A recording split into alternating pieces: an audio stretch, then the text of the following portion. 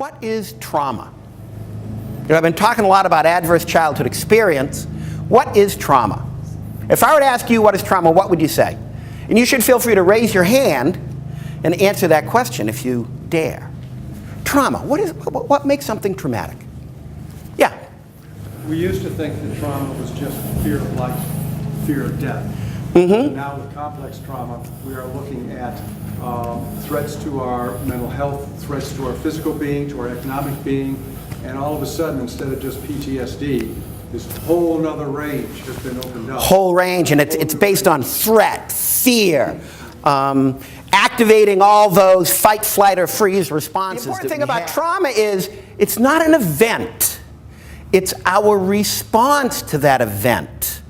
That's critically important to remember. It's the individual's response, because those responses can differ.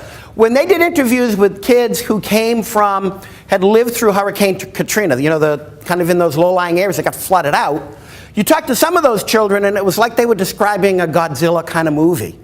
Oh, it was really cool, you know, this barn floated away. And I mean, they're talking about the destruction of their homes, but for them it was in a weird kind of way. But if you work with kids, you can see them doing that.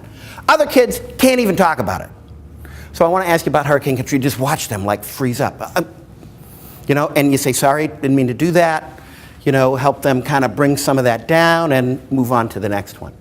It's individually specific.